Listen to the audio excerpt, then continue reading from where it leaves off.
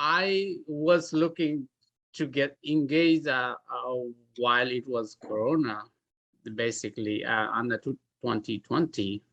That time I was Googling and I didn't know where to go. It's a LaGuardia, it's right there. I didn't know that LaGuardia have those kind of program. So I was just Googling and somehow I got the website for the City Tech. I think for me, the first time attending the adult education was not so much it wasn't so much of the fear of having a teacher and being in a classroom itself. I think it was more so the subject of math. For some reason, I don't know, math is just is some people, I don't know what it is about math. But math, I was always kind of like shied away from math. But when I started the adult education program, for me, it was my surrounding, and by what I mean by that is I was looking around the space and I noticed that for once I wasn't looking at myself a certain way. I wasn't looking at myself like, oh my God, like what I shouldn't be, like I shouldn't be here, like this is not for me, like I'm not really great at this math stuff, you know, I'm gonna be struggling, I'm gonna feel like the one here, the only person here that shouldn't be here. But then I started looking at the students that were around me, and my thinking started to change, and I started seeing people of all ages and different cultural backgrounds and the challenges that they struggled with, whether it's speaking, you know, the English language or whatever the case may be. And I said to myself, I said, wow, all these students are here for a reason. And all these students, without them even realizing that I haven't even met any of them, without these students realizing that they already have motivated me to come back the next day to class. Because I'm sitting in the seat and I start seeing everyone, and I'm like, you know, this person is like me. And why is this person feeling this way? Like, you know, they don't deserve to be here. Why this, why that? And at the same time, I said to myself, so why am I putting myself down? And this person, you know, it's in the same community that I come from. We both here because, you know, for a reason, we both here struggling. We trying to progress and become better at something that we struggle with. And we have the opportunity to learn, and we have somebody that's, you know, offering us that opportunity to improve. Why shouldn't I take advantage of that? And I started feeling more comfortable enough to say, you know what, I'm coming back the next day. And my confidence started building. I started forming friendships, having conversations, and then noticing that the kind of teachers that were in the program as well, they were very patient. I didn't feel like they were looking at me a certain way. You know, they almost putting themselves in a position of, I don't know how to explain it, but you know, I didn't feel treated a different way, like as if I should not be there. Like I almost as if I deserve to be there. So for me is when I started this class, I was in English class, soil class, and my teacher told me, I think you could go that class and start to learn, thinking about math, see what it looks like. And she said, and then she shared with me the link, and then I registered. And then I started the class. But when I started the class, first of all, when I think about math and about speaking, being on Zoom was another problem for me. I mean, I was so afraid to speak and to say my thinking about math because I feel I don't know enough English. I don't know how to communicate well. Those kind of thought was really controlling me when I started.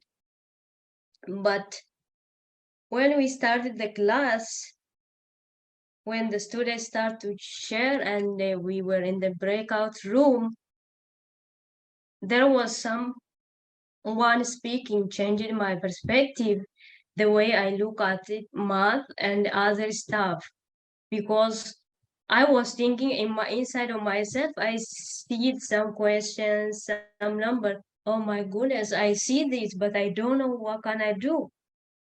Those was going on in my mind. But someone's talking or saying, changing my perspective. No, I can learn, I can do better, and I can improve it. So I learned a lot from this class, just about being myself and trying to make effort.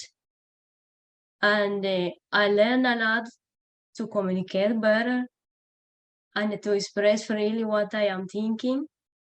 It gave me great space, and I had a great space in this class and with this group. So then me joining at first, it was like starting from fresh, like starting back, like, you know, when you just get into school, you got to start back all over. It's not that you forget, you do forget. It's not that you don't know the stuff, but you forget. So then joining the program made me like open my mind back to not just technology, but the information based on math, English, and then the new American history and stuff like that. Math is a challenging question, a challenging subject on the whole. So I was like, I might as well get more practice in math. So joining Eric's class and the way he taught the students and the way he looked at everybody differently compared to how other teachers teach.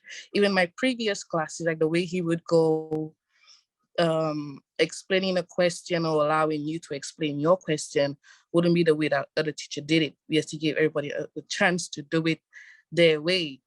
They wouldn't just choose one way to do it.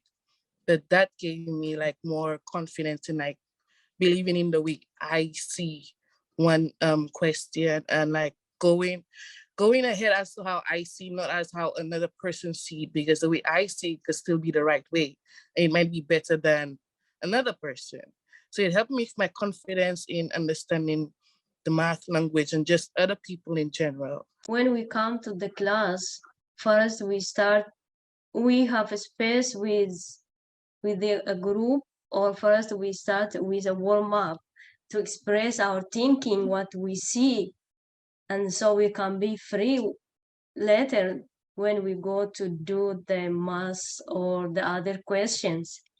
The conversation is not so much of getting something right.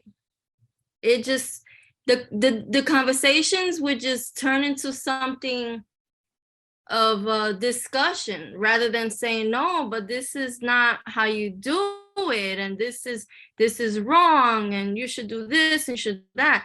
Everybody was allowed to express their thoughts and incorporate their, you know, I don't know how to explain it. It's just, you know, helping by those discussions, like helping everybody's thinking process, you know, just kind of like come out and help others, you know, express it with other people and incorporate that into the lesson is what I'm trying to say. The response I like is, well, can you tell me a little bit about that? What do you think? What makes you think that? You know, you find ways around, you know, other than saying, no, I don't think that's right. And I think that as students, we're so used to hearing that from teachers, that is part of us shutting away and not really being open. We kind of just say, no, because I know I'm not right. The teacher's going to say we're not right. So we hold on to everything that we want to express. When we allow each other to open up and become more comfortable, then we tune in a little bit different. You know, we're actually seeing things differently. And we help each other, we help each other learn something, whether it's something small or, big. We always get something out of the class. The other thing is also when we were coming on Zoom, I think we were choosing which breakout room we can be. So we can, the place where we feel comfortable to learn or our step or our levels. That was another thing. Yeah, that's interesting because that that was a suggestion from one of the, well, that happened because of a suggestion from one of the teachers. Kristen Summers was talking about how she felt like students should be able to be in the same level with approximately with other students. Now, some people move faster and some people need more time. I had never tried that before that, letting students choose their own group based on how comfortable they felt. So it's nice to hear that that worked well for you. I don't always want to know, okay, we try to get answers. Yes, that's the point of passing tests, etc. But, is more so like, why? Becoming the leader made me feel more responsible, made me feel like more of a student than I am, basically, because you have to have that sense of responsibility and understanding to at least be a leader in some sense. Because if you don't understand a question, you cannot explain a question. Just being offered that support that we all needed.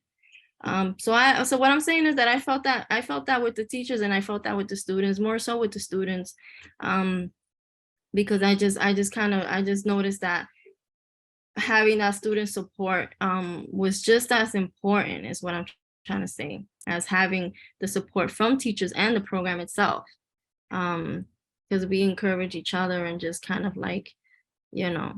say, hey, don't worry about it, it's okay, we're all in this, and we're trying to better ourselves. I'm trying to build myself, but at the same time I'm building myself, and I want others to build with me. I don't want to just build myself and leave my peers and my community behind. I don't know, I just feel like if I'm bettering myself and I try to help somebody else, I'm helping bettering them as well. And I want other people to succeed in whatever they're doing. I would like to add one more thing about being a class leader. I remember when we were first started, and I said, no, I don't think I can make it. If you remember, I said that to you, Mr. Eric, because I was thinking, I don't know math, I don't know how to help them. And that is one thing I learned, not being class leader is being a teacher or knowing everything to explain to everyone, but trying to see or help what you can or when it is needed. When I started first time, the first time I was with Gina, and I was kind of worried what to say, how to start, and I never had done this thing, and even I asked Gina to meet before that particular day class. We met and we talked, and we had done some math and together, if you remember, Gina, and and I was kind of, I have a kind of challenge myself at the opening or talking. How should I talk? How should I lay out the word, or what information should I speak at the first or second, something like that. Yeah, and also I don't know what is the other students' knowledge level. How do I start? How do I make them talk? What questions should I ask? That was a kind of very lot of questions was going through my mind at the beginning. So thanks, Gina was there, and and as Gina had, I think, second session being the student leader. So she had done already one session. So, and mostly she was leading, and sometimes I would jump in. Trying to grasp what we're learning and trying to give myself a minute to understand what we're doing, what am I supposed to, like, trying to understand first before trying to help other students is challenging, is very challenging. So I think when we used to meet before, we used to have class and review the material, it helped a lot because it gave me the chance to look and work on what we're gonna be working on for the next class with the full group. And I felt a little bit better doing that because I felt better prepared to help other students. Even though sometimes I was still a little bit confused, not too sure about everything, but I was a little bit more comfortable enough to help someone that would ask me a question. And I can kind of explain and, you know, help them out with something that they're struggling with. I felt like my responsibility as a student leader is to, you know, try to help other students in different ways. But how can I help students if I myself don't understand what exactly we're doing? So that was a little bit challenging.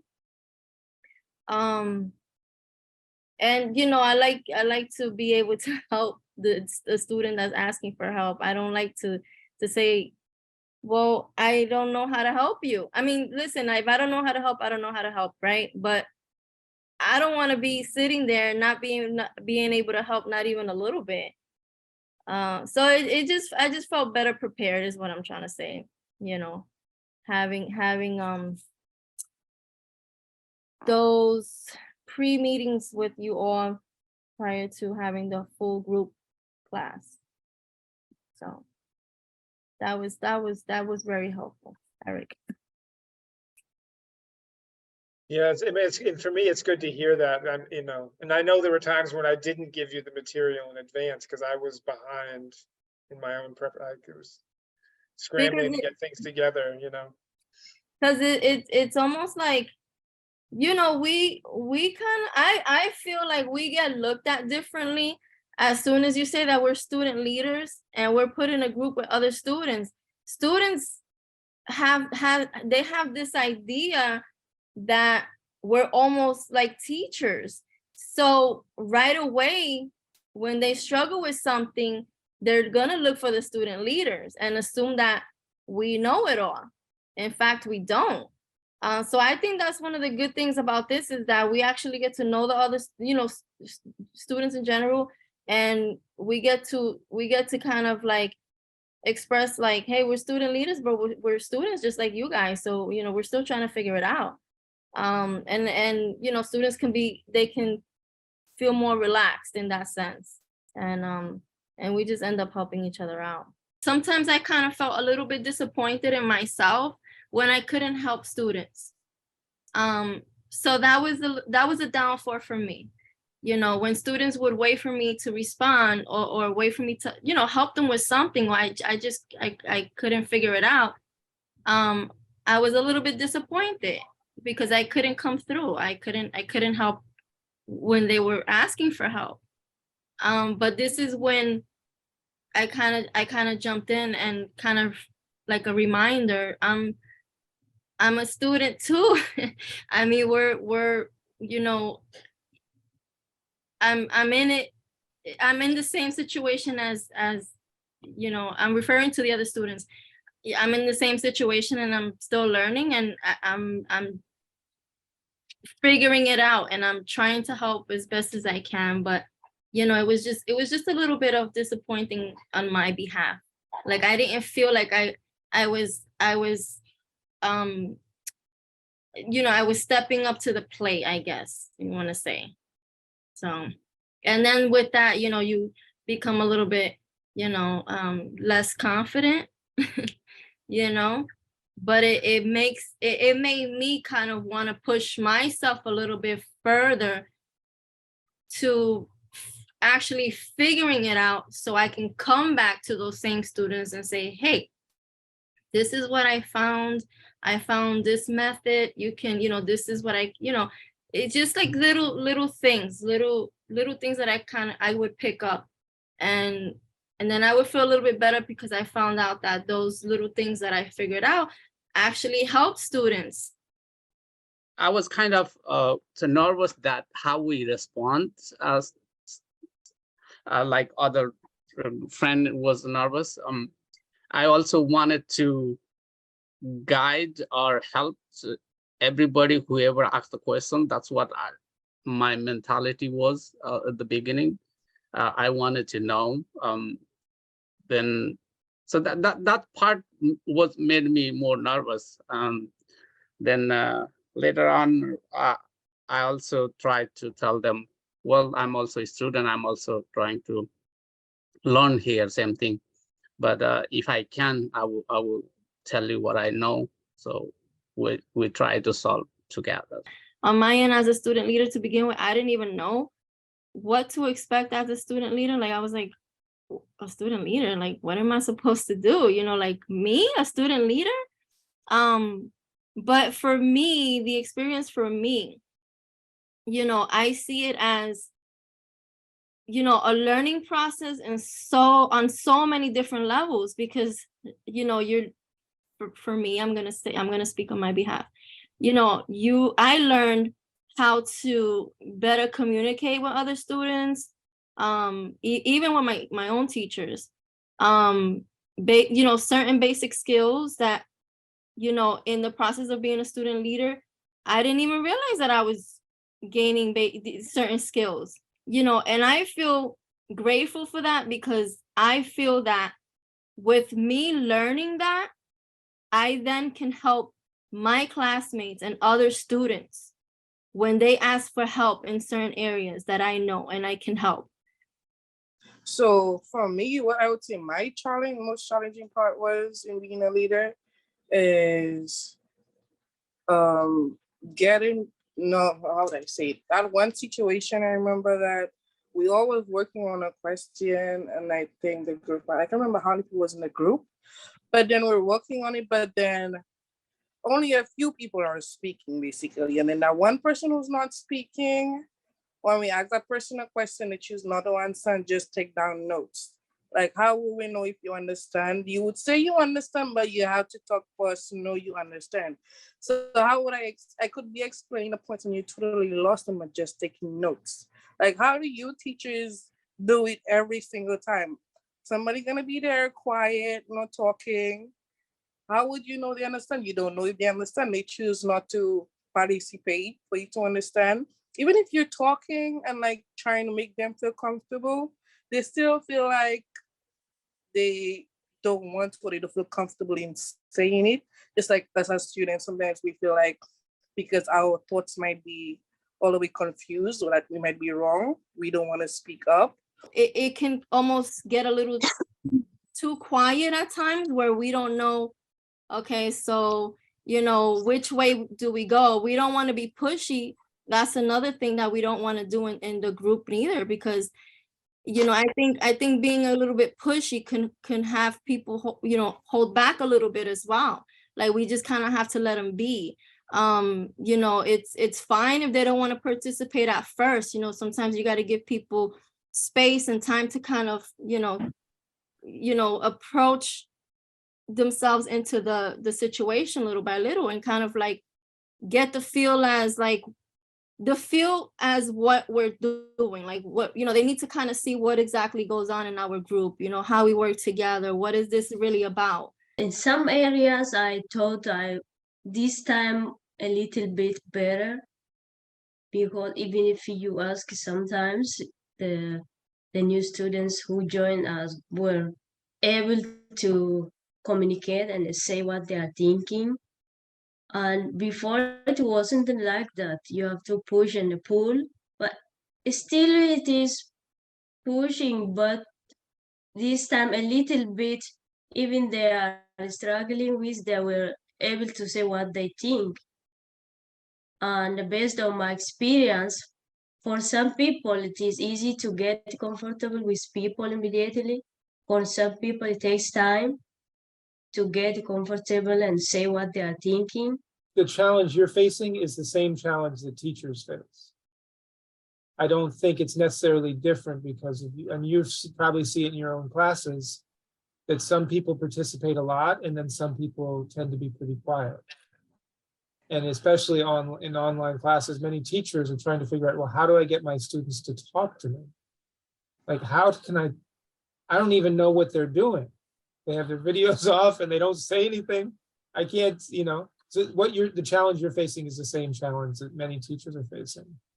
Being quiet doesn't always, this doesn't apply to everybody, but quiet doesn't always mean that the person doesn't want to participate. They're not interested, they're not curious, whatever the case may be. It's just, a lot of the times quiet is, I'm going to use myself as an example. For me, sometimes if you're going to ask me a question about a lesson that we're talking about, we're learning, or a problem or whatever, and I'm not grasping what we're talking about, what you're teaching as a teacher, it doesn't kick in right away. Sometimes I need to really think about it and see and understand what's going on. And then with whatever we're working on, I then take that on my own time and work on it. And sometimes it takes me hours to kind of, work it out and think about it and everything. And a lot of it, that's not the case with a lot of students, but I'm just saying that quiet doesn't always mean what you think. And I think it's important to bring that out there because as a teacher, I'm pretty sure a lot of teachers, it's almost like pulling teeth with certain students